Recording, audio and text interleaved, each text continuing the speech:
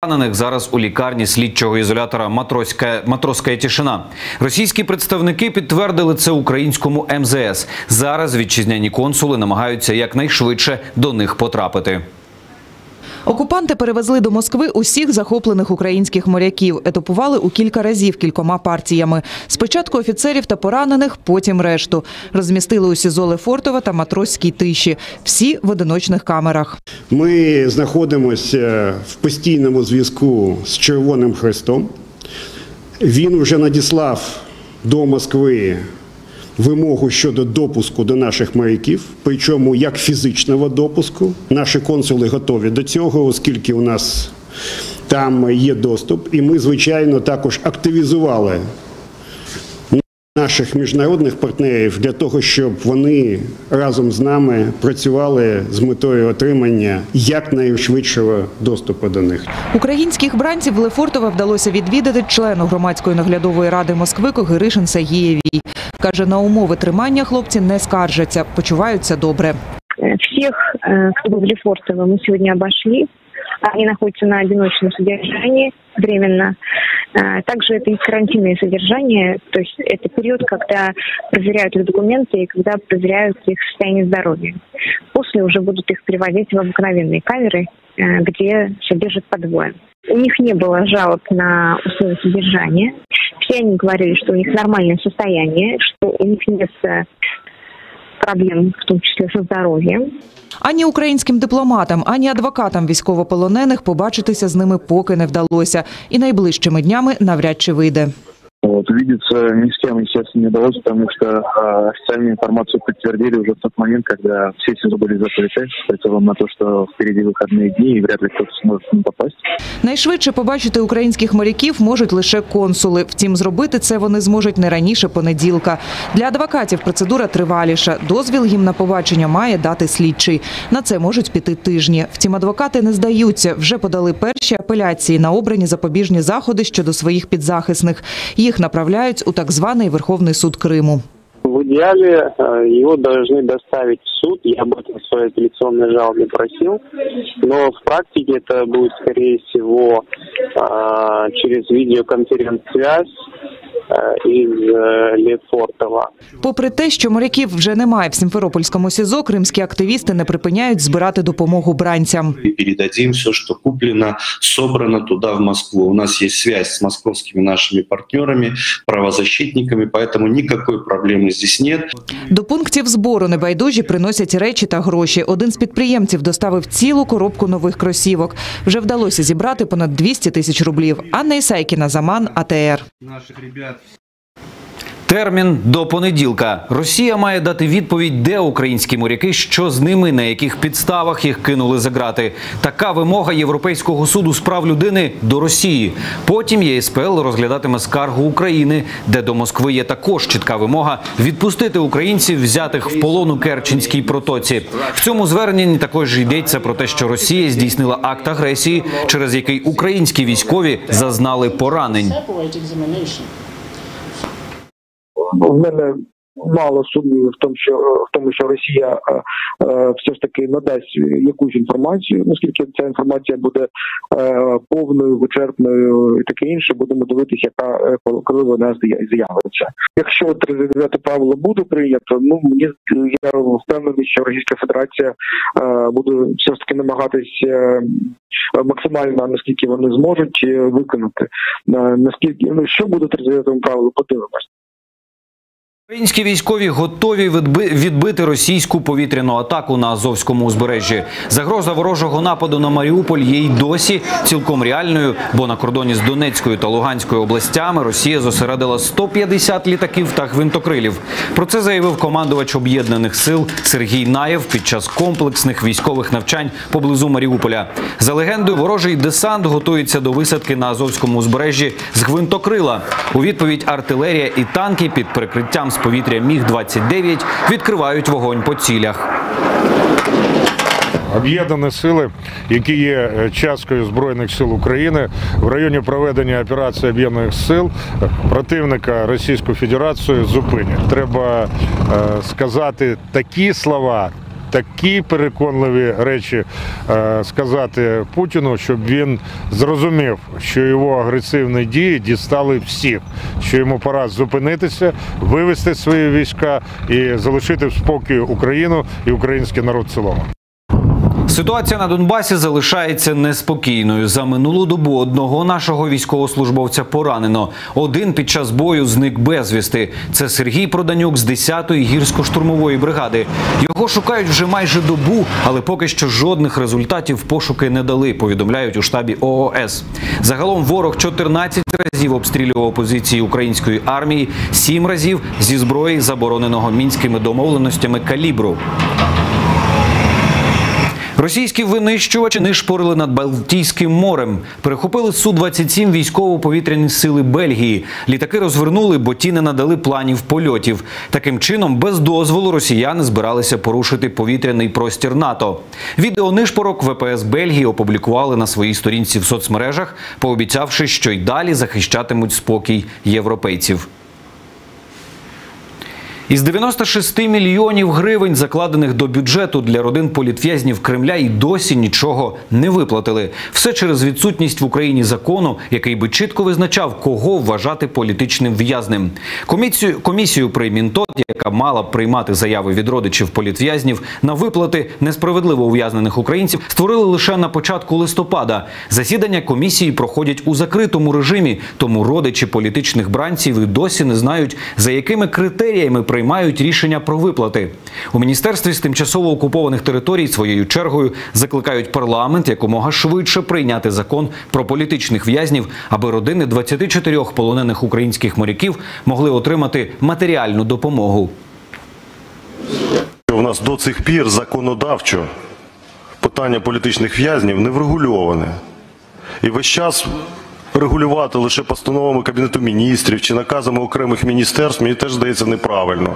Мені здається, що прийшла вже черга прийняти відповідний закон, яких 6 законопроєктів вже лежить в парламенті.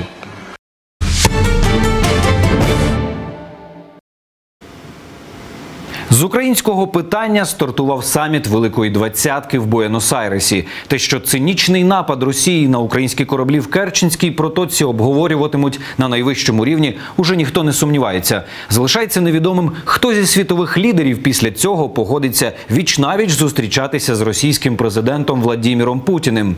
Про все, що зараз відбувається в Аргентині, докладніше в сюжеті.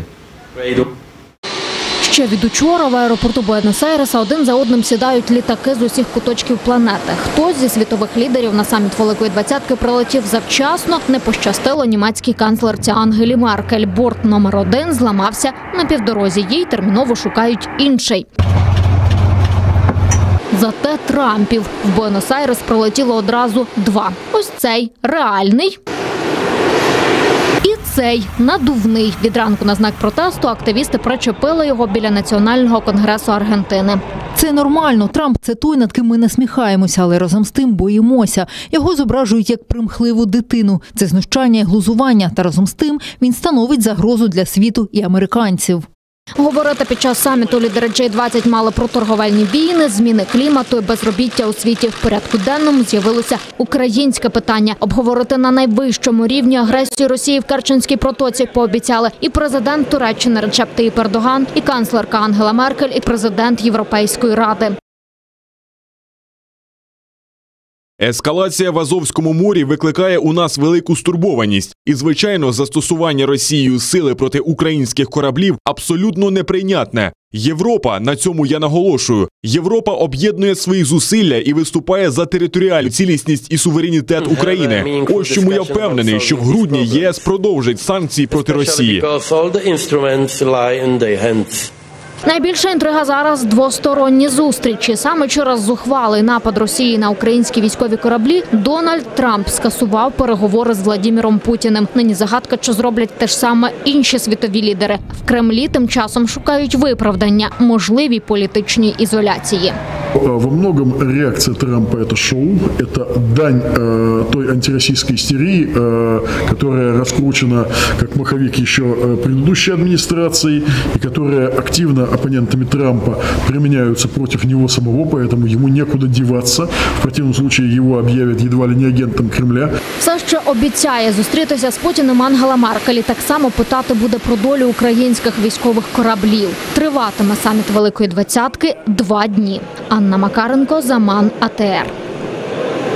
5 років кривавому розгону студентів. Вони стояли на Майдані за курс на європейську інтеграцію. Вийшли, щоб продемонструвати незгодні з рішенням тодішньої влади про призупинення підготовки до підписання угоди про асоціацію між Україною та Євросоюзом. Підписання мало відбутися на саміті Східного партнерства у Вільнюсі. Цього не сталося. Президент, а в майбутньому утікач Янукович відмовився від своїх обіцянок, які давав Євросоюзу. Це стало початком його кінця та початком нової України.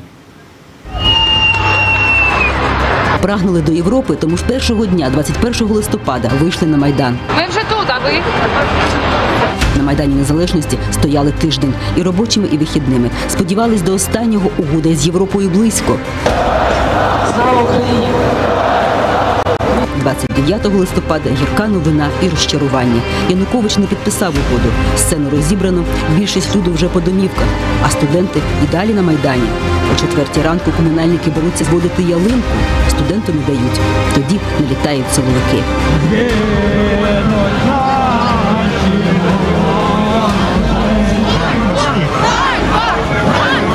Правоохоронці себе не стримували, щосили били кийками, кулаками, ногами.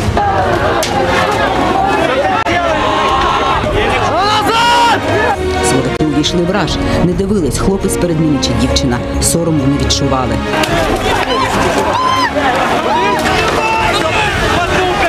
Люди в паніці кинулись в єдине місце, де могли знайти порятунок – Михайлівські Золотоверхи. В ту ніч вперше за багато століть над Києвом залунав тривожний набат михайлівських дзвонів. 30 листопада в середмісті вже масово збираються люди, а наступного дня там можна було нарахувати кілька сотень тисяч громадян. Того дня з'явилось чітке розуміння – жити з владою, що є народ, неможливо. Тоді ніхто не міг збагнути, що на нас чекає. Найжорсткіше протистояння із владою – сотні смертей в центрі Хрещатика, агресія Росії, втрата Криму і Донбасу і тисячі смертей. Вікторія Буйко, Заман, АТР. Кримські окупанти розпродають унікальні кримські оздоровниці. Практично за безцінь російський мільярдер Костянтин Малафєєв прикупив санаторій «Ливадія» площею 30 тисяч квадратних метрів в окупованій Ялті. Колишня літня резиденція сім'ї Романових обійшлась власникові російського телеканалу «Царьград» в 509 мільйонів рублів або ж 215 мільйонів гривень. Хоча реальна вартість «Ливадії» за оцінками експертів втричі вища. Малафєєва навіть не зупинило й те, що і санаторій «Ливадія» і ще 480 підприємств в Криму за законом належать Україні, а Росія зухвало привласнила їх після окупації півострова в 2014-му. СБУ провела обшук у настоятеля Києво-Печерської лаври митрополита Павла. Слідчі дії проводили у його будинку та господарських приміщеннях у селі Вороньки Бориспільського району. Що шукали, наразі невідомо. Як повідомили в СБУ, спецоперація проходила в межах розслідування кримінального провадження. Санкціоновані слідчі дії у настоятеля Свято-Успенської Києво-Печерської лаври митрополита Павла Лебедя у межах кримінального провадження, розпочатого за частиною 2 статті 161 Кримінального кодексу України, порушення рівноправності громадян залежно від расової національної належності, релігійних переконань, розпалювання міжконфесійної ворожнечі. Про результати обшуків буде повідомлено додатково.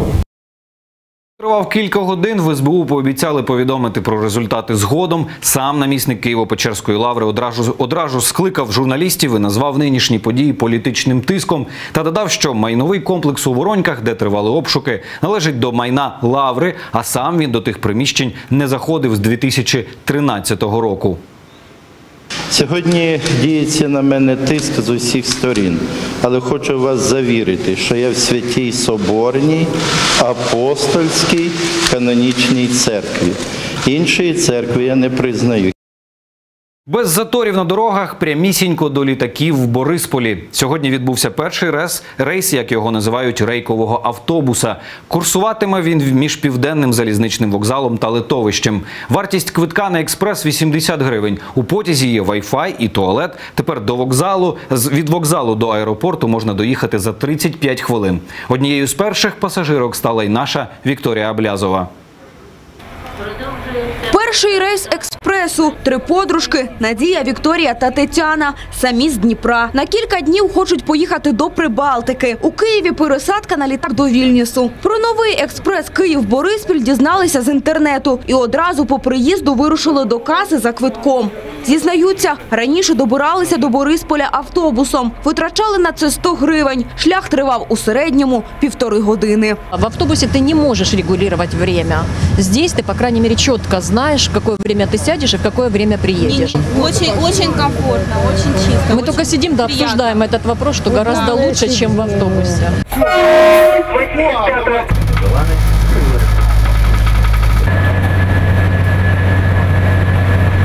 За 80 гривень, а для дітей до 14 років дешевше.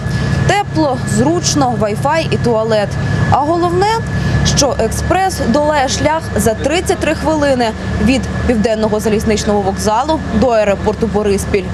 Одним із пасажирів нового маршруту стали перші особи країни. Петро Порошенко каже, реалізувати цей проект вдалося за 9 місяців. І це не останній такий рейс в Україні. Цей експрес є яскрава альтернатива тому, що намагалися побудувати в 10-14 роках. Він тоді коштував 11 мільярдів гривень. 11 мільярдів. Ну звідки? Що ви робите, друзі мої? Оце скільки вони збиралися вкрасти. І спокійно, зараз, скільки собівартість будівництва? 480 мільйонів. Курсуватиме так званий рейковий автобус кожні півгодини. Від Південного залізничного вокзалу, зупинка у Дарниці і далі аеропорт Бориспіль. На добу курсує 60 потягів, 30 пар. Ми обслуговуємо цю кількість потягів за допомогою 5 рейкових автобусів. В годину пік за необхідності, якщо у нас буде великий наплив пасажирів, ми можемо використовувати в системі 2 пар. Розклад рейсів нового рейкового автобуса Київ-Бориспіль вже є на сайті Укрзалізниці. Вікторія Аблязова, Нікіта Проскурін, Заман, АТР. Раптова повінь спровокувала хаос у турецькому туристичному місті Бодрум. Після потужної зливи з градом вода стрімко почала підніматися, позаливала дороги і деякі будинки, пошкодила сувенірні крамнички і ресторани. Потоки були настільки стрімкими, що змивали один за одним автомобілі. Основні дороги досі заблоковані. Пересуватися ними можна хіба на човнах або в брід. За прогнозами синоптиків, сильні дощі у Туреччині не припинятимуться щонайменше до неділі. Це було жахливо, просто жах. Ми ледве врятувались, дуже швидко вибігли. Бачите наш ресторан? Це просто жахливо. Що тут ще сказати? Експериментувався. Китайському вченому, котрий хизувався, що зміг створити генетично модифікованих дітей, уряд заборонив проводити будь-які дослідження. Так само, як і його команді. Нібито це порушує і китайські закони, і наукову етику. Разом з тим, досі ніхто, окрім самого Хе Цзянькуя, не може на 100% сказати, а чи дійсно генетично модифіковані діти існують. Перші генетично модифіковані діти з'явилися на світ кілька тижнів тому. Завдяки втручанню генетиків і видаленню фрагмента ДНК, дівчатка-близнята Лоло і Нана мають вроджений імунітет до вірусу імунодефіциту людини. Професор Хе Цзянькуй не натішиться. Йому вдалося те, чого не зміг зробити жоден інший вчений. На мені велика відповідальність. Я не тільки зробив це першим, але тепер маю показати іншим, як це повторити. До того ж, треба враховувати, як цю новину сприйме людство з моральної точки зору. Дівчатка здорові, каже вчений, ось тільки побачити їх не можна, бо так нібито захотіли батьки малюків. Тому все, що лишається, вірити вченому на слово. Світ живе в той час, коли можна редагувати гени ембріона. Якщо це не робити я, це зробить хтось інший. Щоб підтримати Підтвердити сенсаційну новину журналісти зателефонували до клініки, де Хедзяньку нібито брав дозвіл на проведення дослідів, а також до університету, де працює вчений. Там сказали, що новиною шоковані і проводять власне розслідування. Оцінити, наскільки експеримент був успішним і чи був він взагалі, не можуть і науковці з інших країн, бо його досі не описали в жодному науковому журналі. Потрібно ще провести багато досліджень, щоб довести, що процедура насправді безпечна. Я б сказав так, народжувати дітей з використанням цієї технології ще зарано. При цьому науковці не заперечують, народження генетично модифікованих дітей цілком можливе, хоча поки й не зрозуміло, наскільки це безпечно для самих малюків і їхніх нащадків. Потрібно зважити всі за і проти. Якщо ризиків значно більше, ніж переваг, використовувати цю технологію просто неетично. Сама технологія редагування генів людських ембріонів не нова, однак у більшості розвинених країн використовувати її заборонено. Технологію ставлять в один ряд з дослідами над людьми і називають неетичною. В Китаї офіційно редагувати гени ембріонів можна. Завжди є ймовірність, що ми не зможемо змінити інформацію в генах чи змінити її неправильно. Ми працюємо над тим, щоб звести до мінімуму таку можливість. Ще до того, як Хедзянькую заборонили провадити досліди з редагуванням генів ембріонів, він оголосив набір пар добровольців. Подробиці експерименту китайський вчений обіцяє оприлюднити згодом. Якщо його заява таки виявиться правдою, це стане справжнім проривом в науці, чи не найбільшим за останні десятиліття. Анна Макаренко, Заман, АТР. І це всі новини на цю мить. Інформаційний вечір на АТР триває. О 20-й дивіться Заман кримсько-татарською, а о 20-25 гостем програми «Акшам» стане Єгор Соболєв. Говоритимуть про розгін Майдану та воєнний стан в Україні. Більше свіжих та актуальних новин шукайте на нашому сайті. Там же ви можете оформити предплату на наш телеканал. Залишайтеся з АТР.